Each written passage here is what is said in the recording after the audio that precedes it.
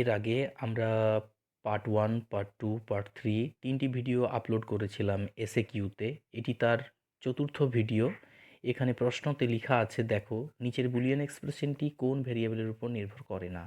A plus A complement into BC complement plus AD. এই এক্সপ্রেশনটির মধ্যে সরলীকরণ যেখানে আছে, এই সরলীকরণের মধ্যে দেখা যাচ্ছে যে A plus A complement into BC complement plus AD এর মধ্যে আমরা ডিটি হলো আমাদের এখানে কোনোর উপর নির্ভর করতে পারে না, কারণ যে এক্সপ্রেশনটা দেখানো আছে তার ডি ভ্যারিয়েবলের উপর নির্ভর করে না। পরবর্তী কোশ্চেন, ডেটা সিলেক্টর কাকে বলে? ডেটা সিলেক্টর কাকে বলে? মাল্টিপ্লেক্সারকে আমরা ডেটা সিলেক্টর বলে থাকি, কারণ মাল্টিপ্লেক্সার হলো একটি বিশেষ কম্বিনেশনাল লজিক সার্কিট যেখানে অনেকগুলো ইনপুট লাইন, সিলেকশন লাইন ও একটি মাত্র আউটপুট থাকে। পরবর্তী কোশ্চেন, ইনপুটগুলির মধ্যে কোনটি আউটপুট লাইনে যাবে তা নির্ভর করে সিলেকশন লাইনের মানের উপর, তাই তো? কিন্তু নতুন করে অথবা কোশ্চেনে আছে, দেখো ডিকোডার এবং ডিমাল্টিপ্লেক্সারের মধ্যে পার্থক্য। এই লজিক সার্কিটে এন সংখ্যক ইনপুট থাকে আর 2 টু দি পাওয়ার সংখ্যক আউটপুট লাইন থাকবে আউটপুটে।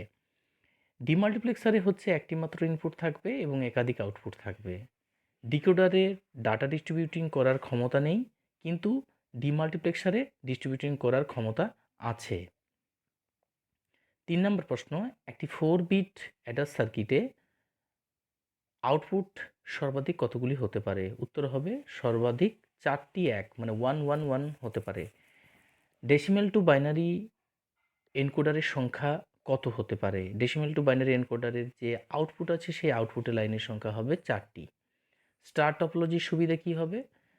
স্টার টপোলজিতে নেটওয়ার্কিংয়ের সঙ্গে যুক্ত কোনো কম্পিউটার খারাপ হয়ে গেলে সেটিকে সহজেই নেটওয়ার্ক থেকে বিচ্ছিন্ন করা যায়। এটা হলো আমাদের স্টার টপোলজির সুবিধা।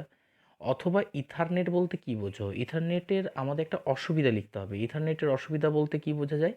ইথারনেট হলো আমাদের যখন ডেটার সংঘর্ষ নির্ণয় করতে গিয়ে অধিকাংশ সময়ে যখন ইথারনেটগুলো থাকে সেই নোডগুলো নষ্ট হয়ে যায় এবং এক স্থান থেকে ইথারনেট প্রতিস্থাপন করার পর সেটিকে পুনঃস্থাপন করা সমস্যাজনক হয়ে থাকে, কারণ একটার সাথে আরেকটা যখন কানেক্ট করব তখন খুবই সমস্যাজনক। হাফ ডুপ্লেক্স ফুল ডুপ্লেক্সের মধ্যে পার্থক্য কী হবে? হাফ ডুপ্লেক্স ফুল ডুপ্লেক্সের মধ্যে পার্থক্য হলো এই কমিউনিকেশন পদ্ধতিতে তথ্য প্রেরণ উভয় দিকে হতে পারে, কিন্তু একই সময় হবে না। ফুল ডুপ্লেক্সে কী হয়? এই কমিউনিকেশন পদ্ধতিতে তথ্য প্রেরণ একই সময় উভয় দিকে হতে পারে। হাফ ডুপ্লেক্সের মধ্যে একটি মাত্র লাইন থাকে এবং ফুল ডুপ্লেক্সে দুটি পৃথক লাইন থাকে। সুইচিং কত প্রকার ও কী কী? সুইচিং আমাদের 3 প্রকার: circuit switching, message switching, packet switching. FTP কি? এফটিপির কথাটির পূর্ণরূপ হলো file transfer protocol.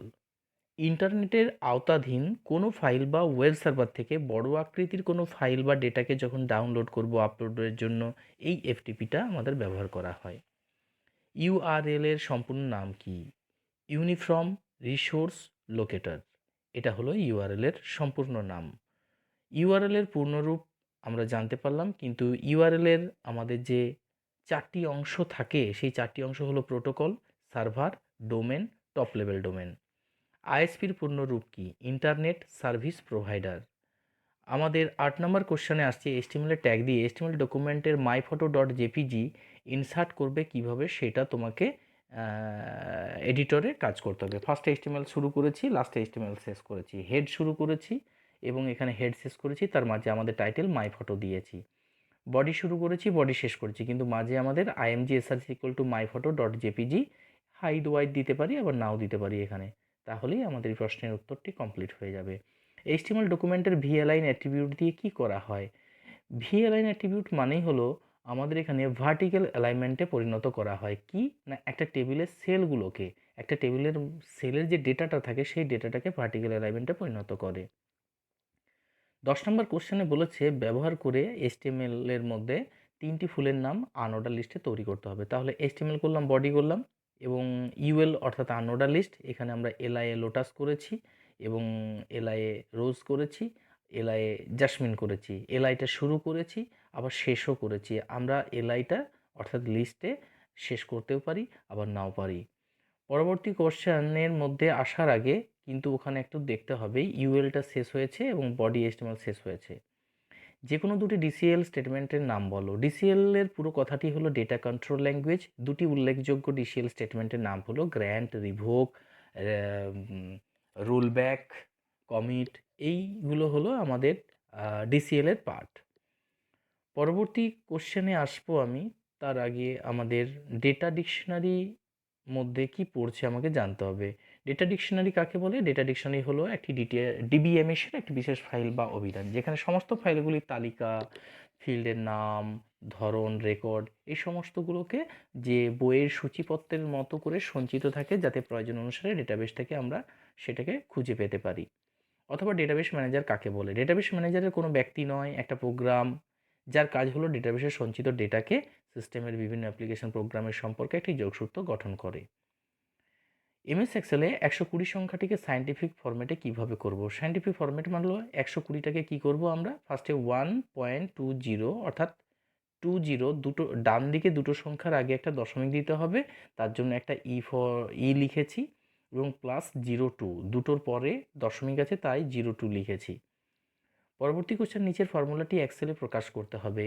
A1 > B1 এবং C1 ≠ 0 যদি হয়, তাহলে আউটপুট সেলের ডান প্রকাশিত হবে, নচেত সেটা ফাঁকা হয়ে যাবে। কিভাবে লিখব উত্তরটা? ইফ ব্র্যাকেটের মধ্যে অ্যান্ড, আবার ব্র্যাকেটের মধ্যে লিখব A1 > B1 বন্ধনী শেষ করে, C1 ≠ চিহ্ন হলো <0 এবং যেটা হবে সেটা ডান কথাটা বেরোবে। পরবর্তী অর্থাৎ লাস্ট কোশ্চেন হচ্ছে, এমএস এক্সেলে টেবিলে কত রকমের রিলেশনশিপ তৈরি হয়? একটা হলো 1 to 1 রিলেশনশিপ, একটা 1 to many রিলেশনশিপ, একটি many to many রিলেশনশিপ। তাহলে এখানে আমাদের 14টি এসএকিউ রয়েছে একটি বছরের। এই ভিডিওতে আমি 14টি এসএকিউ আপলোড করলাম। মনোসংযোগ দিয়ে দ্বিতীয়বার আরেকবার রিভাইজ করো, দেখো প্রত্যেকটি প্রশ্ন তোমাদের মুখস্থ হয়ে যাবে। ভালো থেকো, সুস্থ থেকো।